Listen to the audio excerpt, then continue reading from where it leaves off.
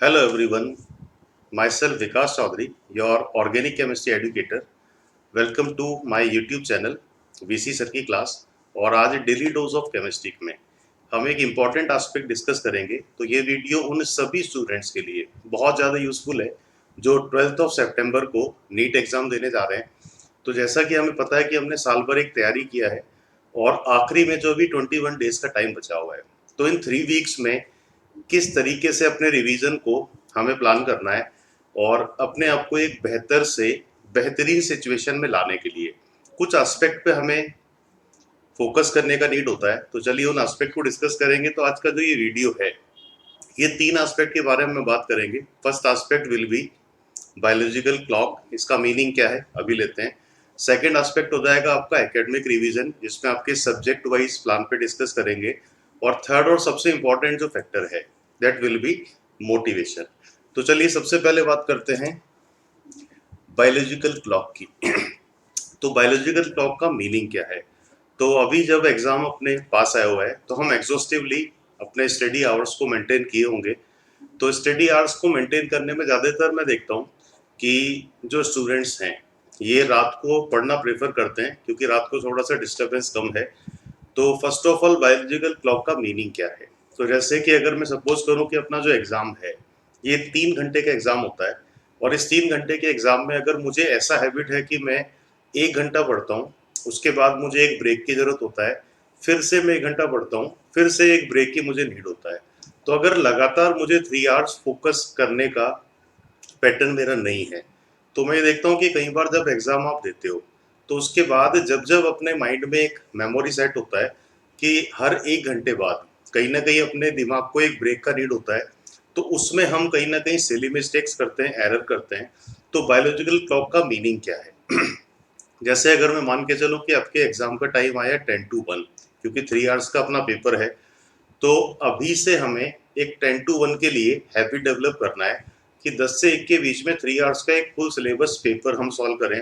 और कोशिश करें कि जो अपना सीटिंग है ये पूरे 3 घंटे रहे, जस्ट लाइक नीट एग्जामिनेशन। तो इससे ये होगा कि जो अपनी एफिशिएंसी है ये एग्जाम टाइम में प्रॉपर वे में आपको मिलेगा, आपका फोकस भी मेंटेन होगा, आपका कंसंट्रेशन लेवल भी एक अपने बॉडी को एक आदत पड़ चुका होगा। तो इससे सिली मिस्टेक और आउट ऑफ फोकस होने का जो है ये इसको हम मिनिमाइज कर सकते हैं। तो बायोलॉजिकल क्लॉक का एक बहुत बड़ा रोल होता है जब भी हम किसी कॉम्पिटिटिव एग्जाम को देने जाते हैं। तो पहला एस्पेक्ट हो गया बायोलॉजिकल क्लॉक, इसको हम मेंटेन कर सकते हैं जो भी आपका एग्जाम का एक टाइम है। सेकेंड एक इम्पॉर्टेंट एस्पेक्ट होता है सब्जेक्ट वाइज रिवीजन। अब देखिए कि सब्जेक्ट वाइज रिवीजन में किस एस्पेक्ट को हमें लेके चलना चाहिए।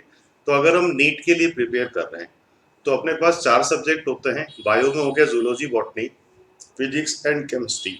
तो बायोलॉजी जैसे जो थ्योरेटिकल सब्जेक्ट्स हैं इनमें हम सिंपली एनसीईआरटी को रिवाइज कर सकते हैं, क्योंकि थ्योरेटिकल है तो उसके लिए आपको एनसीईआरटी रीड करना है। अगर मैं केमिस्ट्री में बात करूं तो जो इनऑर्गेनिक वाला पार्ट है ये कहीं ना कहीं आपके एनसीईआरटी में से ही इंफॉर्मेटिव क्वेश्चंस आपसे पूछे जाते हैं। तो वहां पे भी आप इसको रिवीजन में एनसीईआरटी यूज करोगे, उसका रीडिंग करोगे। अगर मैं ऑर्गेनिक की बात करूं तो कुछ सिंपल वहाँ पे चैप्टर्स होते हैं, जैसे डेली लाइफ केमिस्ट्री हो गया, जैसे पॉलीमर हो गया, बायोमोलिक्यूल हो गया, जो बहुत ज़्यादा कंसेप्चुअल या लॉजिकल नहीं होते। तो इनको भी मुझे एनसीईआरटी से ही प्रिपेयर करना है, क्योंकि यहाँ से डायरेक्ट क्वेश्चन आपके एग्जाम में अडॉप्ट किए जाते हैं। अब बात बचता है आपके फिजिक्स का, जिससे मैक्सिमम मेडिकल के जो स्टूडेंट्स हैं उनको थोड़ा सा फोबिया होता है। अगर मैं केमिस्ट्री में बात करूँ तो फिजिकल और ऑर्गेनिक केमिस्ट्री, क्योंकि ये सब कंसेप्चुअल मैकेनिज्म बेस्ड कहीं ना कहीं पार्ट होते हैं, तो इनको अगर मुझे रिवाइज करना है तो थ्योरी को रिवाइज करने से कोई मीनिंग बनेगा नहीं, क्योंकि थ्योरी आपका बहुत सारा होता है जिसको हम शॉर्ट टाइम में पूरा रिवाइज कर भी नहीं पाएंगे। तो इनको रिवाइज करने का बेस्ट वे होता है कि हम इनसे रिलेटेड प्रॉब्लम सॉल्व करें। तो साल भर जो हमने मॉड्यूल सॉल्व किए हैं उनको ही हमें दोबारा रिवाइज करना है, किसी नए मॉड्यूल पे भी चलना नहीं है। और सिंपल वे है कि अगर मैं किसी मॉड्यूल में किसी एक चैप्टर को प्रिपेयर कर रहा हूँ तो उसमें नियरली आपको 200 के आसपास क्वेश्चन मिलते हैं। तो सारे हमें रिवाइज नहीं करने, उनमें से हमें क्वेश्चन सेलेक्ट कर लेने हैं। जैसे अगर आपके पास एक ही कंसेप्ट पे 15-20 क्वेश्चन दिए हुए हैं तो 15-20 बार बार रिपीट करने का कोई मतलब नहीं बनता। उनमें से हमें क्वेश्चन पिक कर लेने हैं कि एक कंसेप्ट से रिलेटेड एक या दो ही क्वेश्चन हम सॉल्व करेंगे, ताकि वो कंसेप्ट भी अपना रिवाइज हो जाए और टाइम भी बच पाए।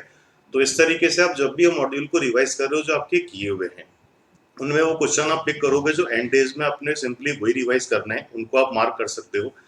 किसी भी टेस्ट सीरीज को हमने अगर ज्वाइन किया हुआ है तो टेस्ट सीरीज से रिवीजन का एक स्ट्रेटेजी बहुत बढ़िया से बनता है, क्योंकि जो अपने नेशनल ब्रांड्स इंस्टीट्यूट्स हैं उनमें टेस्ट सीरीज में क्वेश्चन की क्वालिटी भी अच्छा होता है। उनमें आपको थोड़ा सा एक आइडिया भी लगता है कि अपना इस टॉपिक में या सिलेबस में अपना प्रिपरेशन को क्या क्या एक नीड बनेगा। तो उसमें हमें सबसे ज़्यादा ध्यान रखना होता है कि जब भी हम किसी टेस्ट को देने जाएं तो उसको फुल्ली प्रिपेयर करके जाना है सारे सब्जेक्ट में, क्योंकि अगर हम बिना प्रिपेयर करे किसी टेस्ट को दे रहे हैं तो उसमें अपना परफॉर्मेंस उतना ज़्यादा नहीं आएगा। और कई बार ये होता है कि परफॉर्मेंस लास्ट डेज में अगर कहीं भी शेक करता है तो उससे अपने कॉन्फिडेंस पे एक प्रॉब्लम क्रिएट होता है, कहीं ना कहीं हम डीमोटिवेट हो जाते हैं, इस तरह के ख्याल आते हैं कि चैप्टर शायद मेरा पूरी तरह से कंप्लीट नहीं है। तो जो भी हम टेस्ट दें वो फुल्ली प्रिपेयर्ड होके दें, चाहे वो टॉपिक वाइज टेस्ट हो, चाहे वो पार्ट सिलेबस का टेस्ट हो, चाहे वो फुल सिलेबस का टेस्ट हो। अगर हमारा प्रिपरेशन नहीं है तो टेस्ट देने से बढ़िया होता है कि हम उस टेस्ट को स्किप भी कर दें, क्योंकि बिना अंडर तैयारी के अंडर प्रिपेयर्ड होकर अगर हम कोई टेस्ट दे भी रहे हैं तो उसका अपने कॉन्फिडेंस की बिल्डिंग में कोई रोल नहीं होता। तो हमने बायोलॉजिकल क्लॉक का बात किया, हमने रिवीजन ऑफ सब्जेक्ट की बात किया।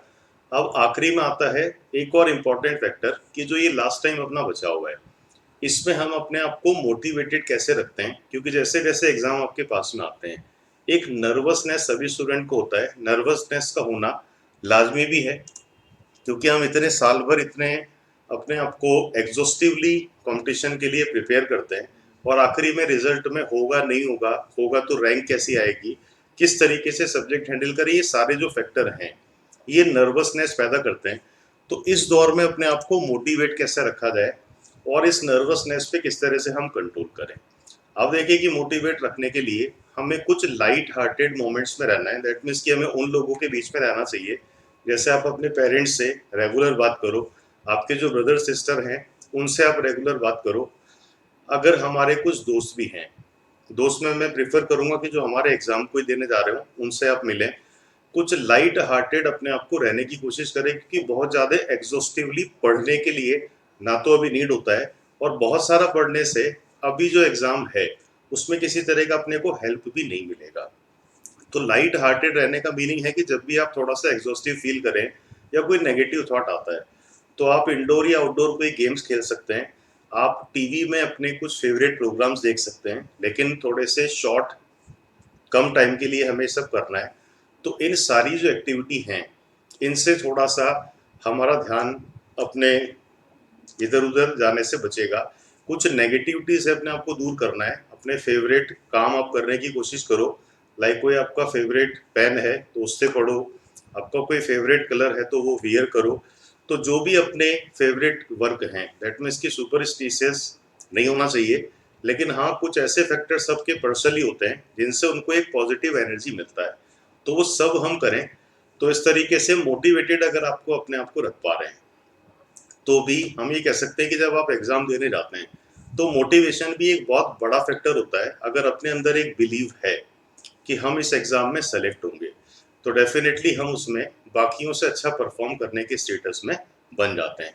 तो एक फील लेके हमें एग्ज़ाम में जाना है कि हम तो सेलेक्ट होंगे ही, बाकी सब जो हैं उनको देखना है कि उनका एग्ज़ाम में क्या होगा, क्योंकि हमारा तैयारी इतना अच्छा है, हमने रिवीजन इतने अच्छे तौर पे किया हुआ है। तो ये सारे जो एस्पेक्ट हैं ये कलेक्ट आपको करना है एग्ज़ाम में बैठने वाले दिन से पहले। तो अपने प्रिपरेशन को इसी तरीके से आप कैरी ऑन कीजिए। All the best for your exams. जो इस चैनल पे ऑर्गेनिक केमिस्ट्री के आपको लेक्चर्स मिलते हैं उनमें आगे हम कुछ क्वेश्चन प्रैक्टिस को भी ऐड करेंगे। तो अगर ये वीडियो आपको पसंद आया है तो इसको लाइक कीजिए, शेयर कीजिए, सब्सक्राइब कीजिए। और अगर किसी टॉपिक वाइज हमें ऑर्गेनिक में नीड है तो कमेंट बॉक्स में आप मुझे लिख के दे सकते हैं। उन टॉपिक्स को किसी न किसी तरीके से आपके एग्जाम के पहले हम वीडियोस में कवर करेंगे। अगर किसी ने इसको पहले नहीं देखा हुआ है तो कुछ इसके वीसी की चैनल पे ये सब आपको मिलेगा। प्रीवियस वीडियो में काफ़ी इंपॉर्टेंट जो टॉपिक्स हैं जिनसे डायरेक्टली वो क्वेश्चन जनरेट होते हैं जो अपने एग्जाम में हेल्प करेंगे। तो चलिए इस वीडियो को भी यहीं एंड करते हैं, अगले वीडियो में मिलेंगे किसी ऑर्गेनिक के टॉपिक के साथ। Okay students.